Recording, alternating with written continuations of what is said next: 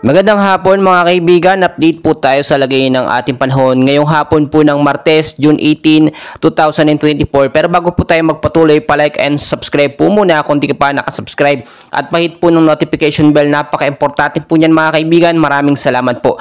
Ngayong hapon po ng Martes mga kaibigan ay nakakaranas pa rin po tayo ng maulap na panahon sa ilang bahagi po ng ating bansa at inaasahan po pagdating sa bandang gabi, no, mga isolated light rains or mahinang pag-ulan to heavy rainfall, no, dahil pa rin po yan dito sa hypnosis natin or southwest monsoon na siyang nakakaapekto po sa western section ng southern Luzon, kasama na po ang Visayas areas. Pero pangungunahan ko na po kayo, as of now wala pa naman po tayong bagyong binabantayan sa loob at labas ng Philippine Area of Responsibility. But take note po, may mga cloud cluster or mga kumpol ng kaulapan tayo na binabantayan sa may bandang silangan po. So maging handa pa rin po tayo sa posibleng banta po ng bagyo or mga active LPAs within 24 to 48 hours. Obserbahan po natin yan. Narito po yung mga lugar na apektado po nitong southwest monsoon at posible po makaranas ng pag-ulan, no, ngayong gabi po, no, at posibleng hanggang bukas, no, maging maulap ang panahon.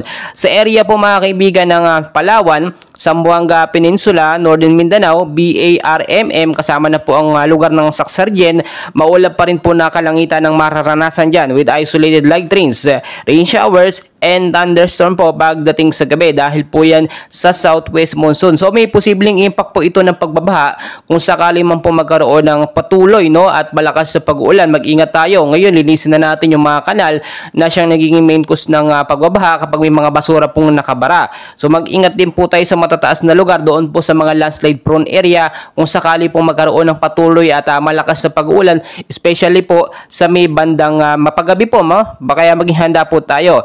Dito naman po sa area ng Metro Manila, Western Visayas, Zambales, Bataan, Cavite, Laguna, Batangas at ilang bahagi po ng Mimaropa, maulap din po na panahon ng mararanasan dyan with isolated rain showers and thunderstorm pagdating sa gabi. So southwest monsoon pa rin po nakakaapekto dyan, kaya maging handa pa rin po tayo, maging alerto dahil ito pong southwest monsoon ay maituturing din natin na parang mas matindi pa nga minsan sa bagyo dahil ito yung patuloy po nagbibigay ng pag-uulan minsan umaga hanggang sa hapon po. Sa ilang bahagi naman ng bansa, ang nakakaapekto naman ay localized thunderstorm po nagpapaulan. So maging handa po tayo, hindi lamang southwest monsoon, may mga localized thunderstorm din po tayo na binabantayan.